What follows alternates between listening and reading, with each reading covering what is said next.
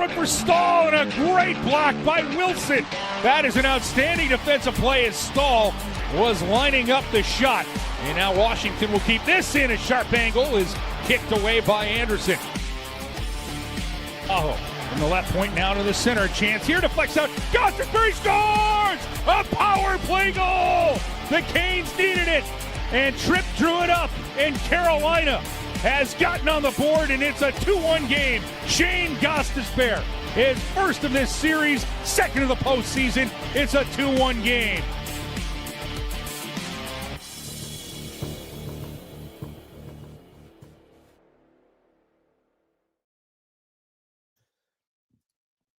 Hi, everyone. Grounds in the system today. Didn't want to work earlier today. It works when it wants to. Who knows when these things are going to pop up. If you hear a random highlight here or there, that's fine. Maybe you hear the open again, which didn't start when it was supposed to, and then just played when I thought it wouldn't. But whatever. In many ways, similar to the second period. I just took a puck off the internet face. Hi, everyone. It is the Canes Corner podcast. I am Adam Gold. We are brought to you by the Aluminum Company of North Carolina. If it is for the exterior of your home, you can find it at the Aluminum Company of North Carolina on Hamlin Road in Durham. No place like it. Sammy Hanner's crew do a great job. You should check them out. All right, let's aluminumcompany.com. All right, so let's just start off this way. Because I know there is a sentiment that if you would have been told the Hurricanes would split in Washington, you'd take it. And sure, we all would. We don't have an option right now because that's what it is. But when you win the first and you know that the way you play best is going to bother Washington, and you do it to an extent in the first period, then you get it flipped on you in the second and it's only 1-0. You figure we come back, we play a good third period, we have a good chance to tie this game and win it. And you do play a good third, but you give up a power play goal early and give yourself too big a hill to climb, or whatever I just said. So I'm not cool with 1-1 because this was a game that Carolina could have won. And you don't get that many opportunities. Now, tonight is not a game where the Hurricanes were the better team. I think today was a pretty even game. So, and when in an even game, you're tossing a coin, you can lose it. We know from hockey that you can lose any game, even no matter how good you are. Game 1 was a pretty good example of that, where the Hurricanes were infinitely better than Washington, needed a third period goal and then an overtime winner. But in an even game, it's just a coin toss. So it landed on Washington tonight, and there you go. But I don't think it's okay to be 1-1. Not when you were 1-0. You want to put your foot on the throat of the Capitals. But the bigger picture, I think we're all smart enough to understand, we should be, that this series was always setting up to be an even series in spite of what the Vegas odds said. And now Carolina's got to go home and do what they generally do on home ice, except in conference finals. And that's win twice. But that starts Saturday. You got to win once on Saturday. And Carolina, again, did a lot to the good tonight. Maybe could have been ahead in the first period, but weren't. Then you get the bad break in the second. And then you give up the power play goal and you're 2-0 down. And Carolina did get to their game and had a bunch of scoring chances after that. They're just going to have to be better at finishing. To be honest, 3 goals in 123 minutes and 6 seconds. Not really good. You need more than that. Now, Washington ain't peppering the scoreboard. They've only got 4. One of those is an empty netter. So, again, didn't we expect this? Should have expected this to be a long series. We told you it would be. Of course, I'm the guy who told you the first series is going to be a long series. I gave the Devils a little bit too much credit. And I think Carolina missed an opportunity tonight because, Matt Roy played 20-some-odd minutes on the back end. you got to be able to take advantage of the fact that the Capitals really just have 4 bona fide NHL playoff caliber defensemen. And I don't think the Hurricanes really put enough pressure on Washington tonight. Shot totals, like, I know what the shot total said in the first game, but the game looked different the first time. Shot totals were pretty dramatically in favor, shot attempt totals, pretty dramatically in favor of Carolina in this game. And the total shots were 85-50 in favor of the Hurricanes. And that's a pretty big advantage. But I think we all understand that this game didn't look like the last one. So let's get to a couple of things. And I appreciate all of you.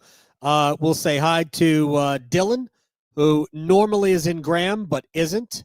Glad I can help you on your drive. Callie Kaniak's checking in. Mikhailov, I think I've been saying your name wrong forever.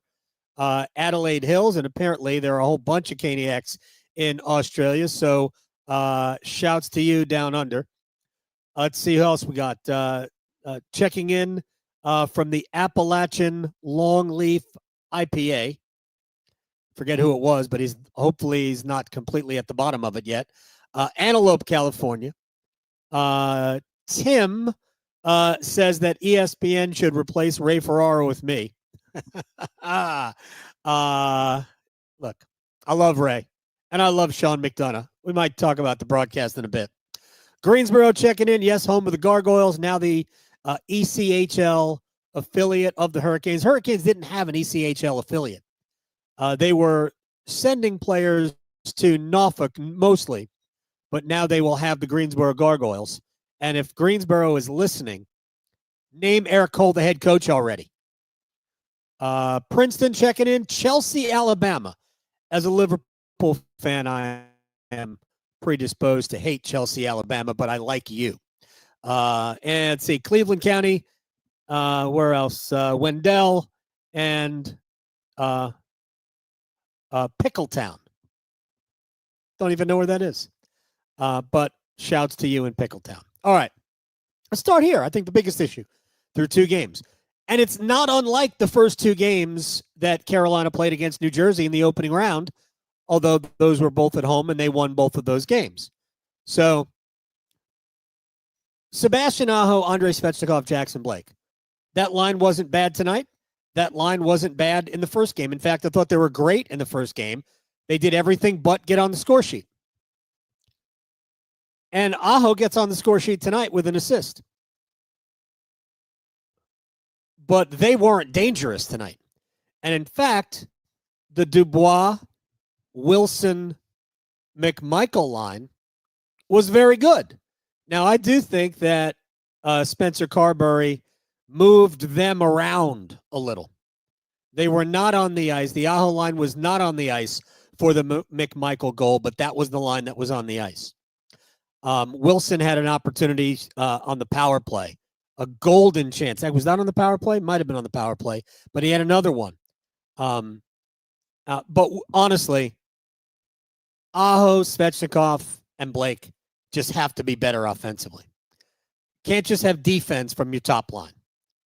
You're not Philip Deneau and his cronies in L.A. You got to be on the not that you have to be on the score sheet. You've got to be dangerous offensively. And that wasn't there tonight. And that's where Carolina is going to need. Like, these games are going to be tight. We're not going to see a ton of goals in this series. We might have a game where we get to 4. But we're not going to see a ton of goals in this series. So the top line is going to have to do its job. And that is creating offense. It's not just the defensive line. On home ice, I think we'll see Rod Brindamore try to get a different matchup there. Like, we know where the Staal line is going to be, and I do wonder if on home ice, and we might see this anyway, because while Carolina put a lot of shots on goal in game 1 and looked much better than they did in game 2, I would say that Carolina's offensive creation has not been great. And I do wonder if we're going to see a couple of different combinations. I don't know if the Hurricanes are going to practice tomorrow. I have to check and see.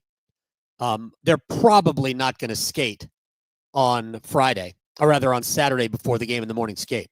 So we're going to go to Saturday night not knowing what the combinations are going to be unless they practice tomorrow. For a 6 o'clock start, I don't think the head coach is going to have his team come down. I know it's only an hour, but my suspicion is there will be no morning skate. But whether or not he keeps Aho, Blake, and Svechnikov together or not, and for the record, you're not going to find a bigger proponent of Jackson Blake than I am. I'd go Jarvis with Aho and Svechnikov now. I would put my 3 best offensive players together and see if I can't get a 5-on-5 game going with them. There really wasn't much tonight. And there wasn't much, I thought, from a lot of people, even though I actually think Carolina might have been more dangerous in the first period than they were in the third. But I think on home ice, you can protect them a little bit better. You can avoid some of the matchups. I would go with, and maybe try to get him out against the Nick Dowd line or the Lars Eller line. But that's a fourth line. They're not going to play a ton. But the Nick Dowd line, they play a bunch. So that's what I would do if I were Rod. But again, he doesn't consult me. But I'd like to see some different combinations. I also don't think it'd be terrible to put Carrier with Martinook and Staal and let them just defend to the death. And it's not Wilson. It's not the Ovechkin line. To me, it's the Dubois, Wilson, I guess McMichael line. That's the line. If I were Rod, I'd put the Staal line on them. But I would move Jarvis off of it and get Jarvis with Aho and Svechnikov. Or you can go to Aho and Blake. Remember, on home ice, Rod can do that. He can mess with it that way. You could put those 3 guys together because those 3 guys were like really cooking with oil, gas, and gravy toward the latter part of the season, and go with Svechnikov, Hall, and Kokeniemi as your second line. So I think there are options that you can do. I'd love to see Mark Jankowski draw back into the lineup. Don't know if that's going to happen, but at the same time, I think it's worth pointing out that Jack Roslovic played a good game. Flat out played a good game today. I don't think he was amazing, but he had some opportunities. You would have loved to have seen him finish. He had a couple of good ones in the first period. Love to see him finish either of those. But again, just to reiterate, need more from the top guys. And by the way, that includes Seth Jarvis. And I know, well, he's playing with Staal and Martinook. Yeah, and they generate scoring chances. You just need more from Seth. We haven't. Again, he got an assist on the Gostisbehere goal. Jarvis and Aho had the apples there, but 5-on-5, there are chances there. Jordan Staal had a bunch of chances tonight. Tom Wilson played a great game. And real quick aside, look, we don't like to spend a lot of time talking about the other team on these podcasts unless a goalie stands on his head. And I've been saying this for a while about Wilson.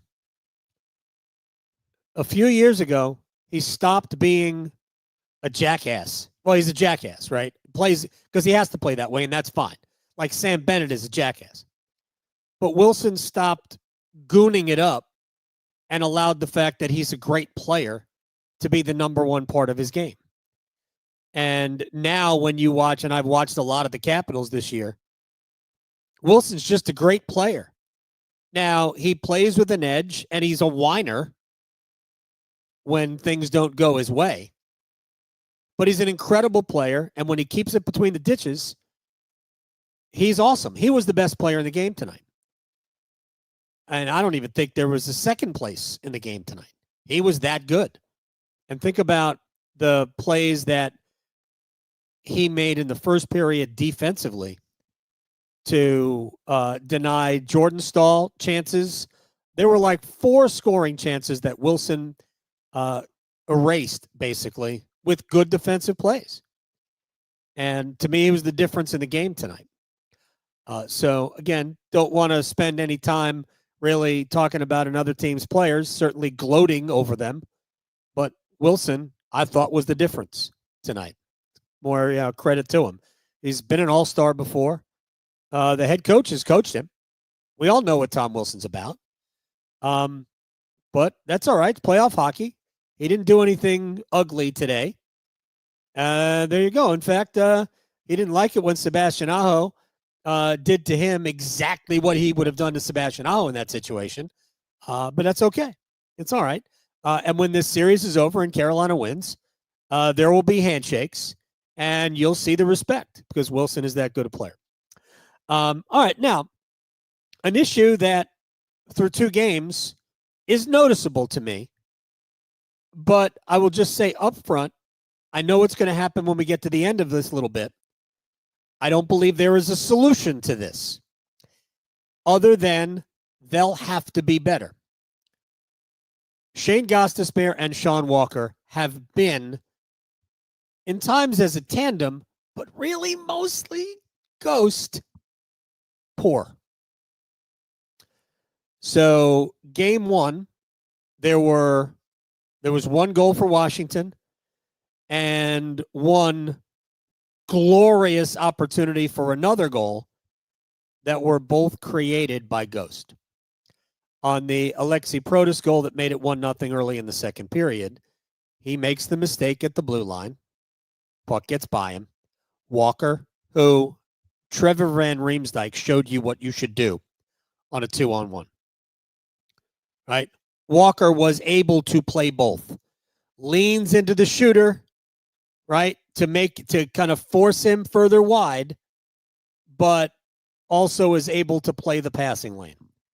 Brilliantly done by Van Riemsdyk. Walker allowed the shot. He did take away the pass, but Protas, who is a lefty, not a righty, ends up with a lot of room to shoot, and an elite shot was needed to beat Andersen, much like on the McMichael breakaway goal tonight. Anyway, I just thought Sean Walker, and I don't think he plays odd man rushes all that well defensively, but that was the difference for me. Van Riemsdyk showed that you can play 2-on-1, and I know Tripp in the highlight talked about it being a 3-on-1. However, I think Carolina would have had a player defensively back to make it a 3-on-2. Either way, and we'll talk about that play in a bit. But because right now, to me, this is about the fact that Carolina's third defensive pair on the ice for the goal in game 1 and Gostisbehere's pass to Ryan Leonard, no other way to phrase it, tape to tape, created the breakaway that Andersen patiently waited out, and Walker, by the way, got back and made a good defensive play to really make the chance difficult, and Leonard ended up fumbling the puck and missing the net wide. So Andersen didn't even have to make a save there, but he was there. So that's game 1. Tonight, it's bad luck. Walker trying to backhand flip the puck deep. It hits Gostisbehere in the side of the head or the face, whatever. It bounces right to McMichael. He's fast. He gets up ahead, and he goes bar down to beat Andersen. An elite finish. So both goals that were created off of mistakes in the neutral zone or bad luck in the neutral zone in the case of this one, needed to be elite shots to beat Andersen. That's really what it's taken, right? And then Gostisbehere's behind the net. He doesn't realize that Walker doesn't have his stick. Now, I'm surprised nobody that Walker's like, I don't have a stick, shouting, I need a stick, whatever. But Gostisbehere, backhand, passes the puck out in front. Now, Corey Lavalette, because all I could say was, what in the heck was that, Shayne? And Corey responded to me from Washington, unfortunate play. Ghost doesn't know. Walker doesn't have a stick. Blah, blah, blah. My response, although I didn't respond to him, my response is, it's never a good idea to make a blind pass out in front of your goal. Just never. I mean, he knew where Walker was, and the pass wasn't terrible, but that's just not a good idea under any circumstances. And frankly, Carolina was lucky that it wasn't 2-0 there. The pass comes across to Beauvillier, and I think that was the Beauvillier attempt, and he whiffed it. Flat out whiffed it. I mean, he got enough of the puck to move it forward, but it went off the outside of the post and wide of the net. So Carolina was lucky. But those are 4 instances where the bottom pair really struggled. And it's really more Gostisbehere than it is Walker. But Carolina's, I mean, you can't give Washington chances. The truth of the matter is that the Capitals have generated almost nothing on their own. Almost nothing. And the Hurricanes can't be giving them chances. So 2 issues, right? Top line plus Jarvis. You need to be better. Third pair. And on home ice, it'll be a little bit less of an issue so Rod can control where they go. They need to be better. We can't be giving chances away. All right, let's get to the fact that Carolina's had a couple of odd man chances tonight and didn't really get anything out of them. First period, 3-on-1. And Taylor Hall he's involved in both of these, actually. Hall was upset with himself, you could tell, after the shot. He basically just hits Logan Thompson right in the capital. I mean, right in the middle of the chest. And you got to shoot the puck really hard if your shot is targeted for the logo for it to go in. So, I mean, at that point, Hall, I'd almost rather see the puck go wide or hit the post than hit Logan Thompson right in the chest. But that's where he put it. So that's a shot that Taylor Hall is good enough. You got to pick an upper corner. You got to go over the pad, low, one way or the other. But you can't just hit the goalie in the chest with it. So they had a 3-on-2 in the first period and it was not even a high danger chance at that point. And we're going to talk, I've already referenced it. Third period, it's 2-1 after the power play goal. And Hall and Stankoven are coming in. I don't know who the trailing player was. Hall and Stankoven are in a 2-on-1. It's a great opportunity, but I think Taylor waited too long. And by waiting too long, Van Riemsdyk can play both. Hall's not wide enough. And Van Riemsdyk is like 6'4", got long arms. Remember, he dunked the ball during the Storm Surge basketball skit. And Van Riemsdyk was able to get his stick on the pass across from Hall to Stankoven. Personally, I think that pass needs to be made sooner. You can always get it back. But you got to make everybody move. And we ended up never getting a shot on the situation, but that was another opportunity to really make Washington pay. And Carolina had those types of chances in the third period, but through 2 games, Carolina's, I think the best way to put it, I know some of you get mad, I guess, when I use soccer terms. Like, when you get into the final third, what you do with the puck, I mean, that's where your scoring chances become excellent and gives you an opportunity to score more goals. And Carolina in this series has not done enough to create that. They've had chances, they've had tips, they've had rebound tries. But man, 2-on-1s, you got to be able to get a shot. 3-on-2s, that's got to be a more difficult save. Even if you shoot for a rebound, even if you shoot low at the pad to get a rebound, hey, that's fine.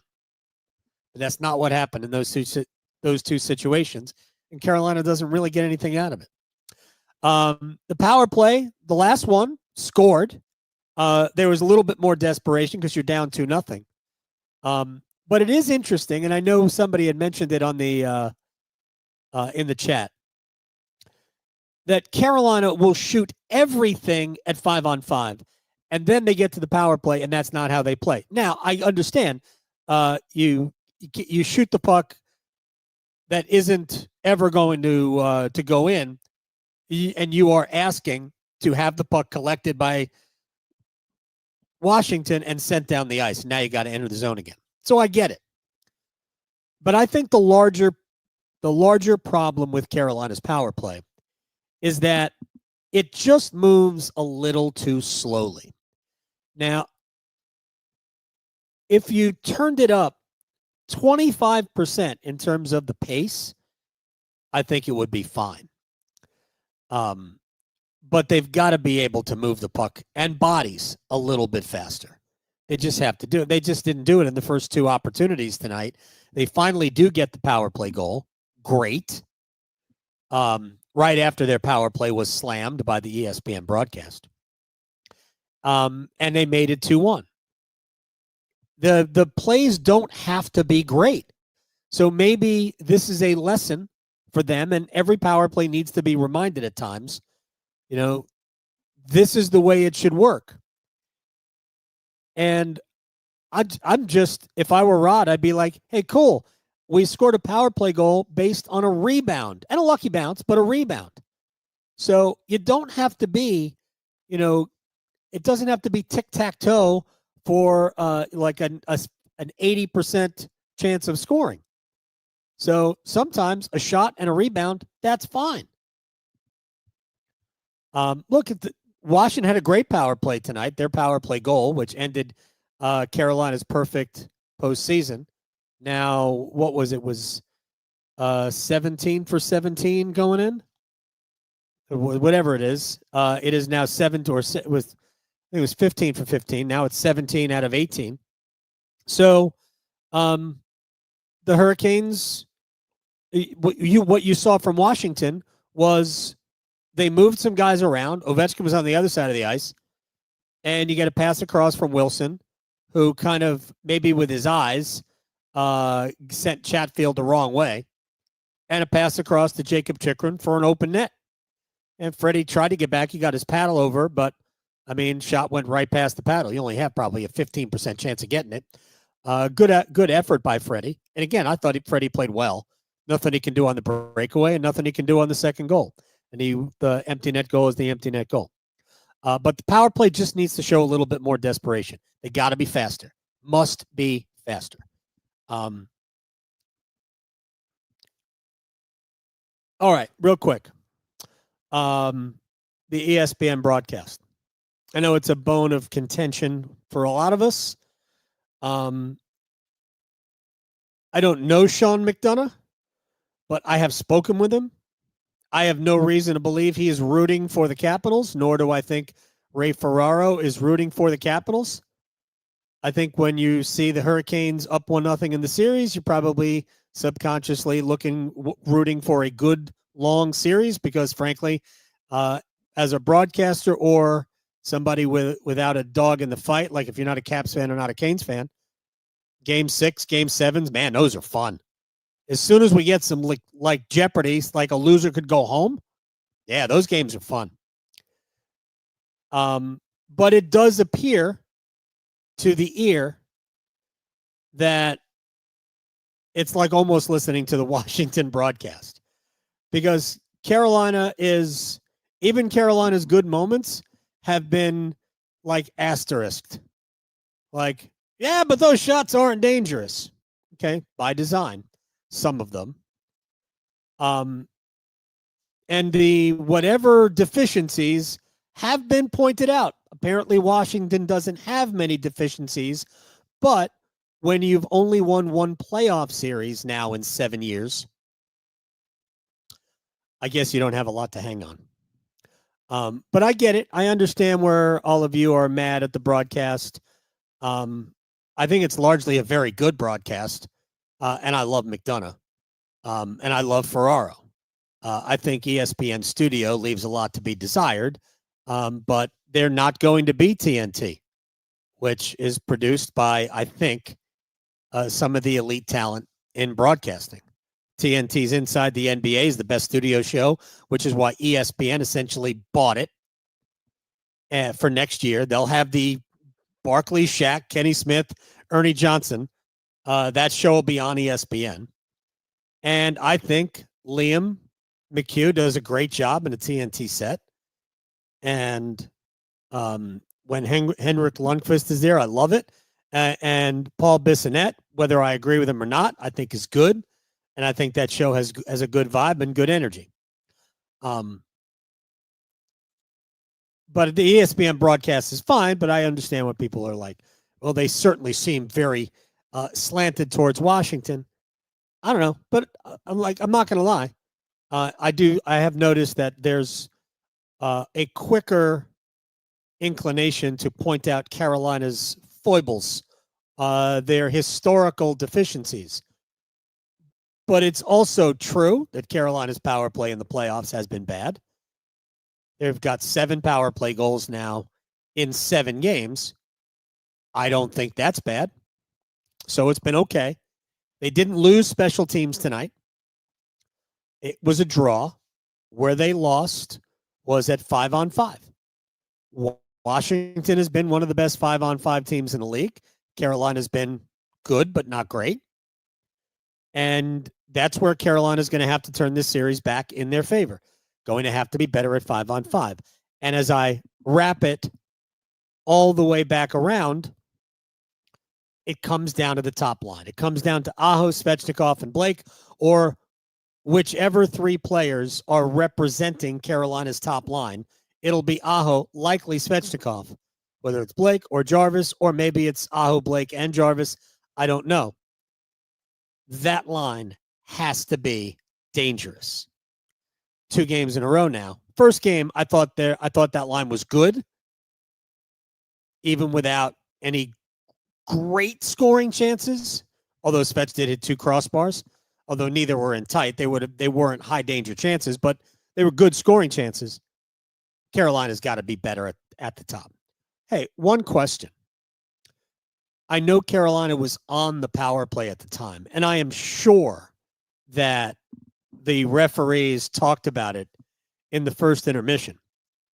But if we were doing a rodeo, Tom Wilson would have probably won the blue ribbon for roping and tying Svechnikov while Carolina was on the power play. I mean, I just don't know how that's not called. I talked to Tim Peel tonight, or this afternoon, former NHL official, and we did talk about the notion that you let the players decide the game. Well, by doing that, the referees actually interfere with the game. That had to be called. There's nothing there other than Wilson putting his arm around the shoulders of Svechnikov and throwing him to the ice. How is that not a penalty? It would have given Carolina probably at least a minute, maybe a minute 20 of 5-on-3. Doesn't guarantee anything. But in the first period, gives Carolina a better opportunity to get in front of the game. That's just a bad missed call. Flat out bad missed call.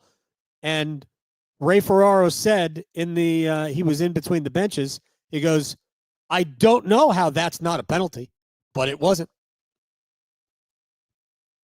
Other than that, I didn't have any problem with the officiating tonight. Brent Burns, to me, hooked. I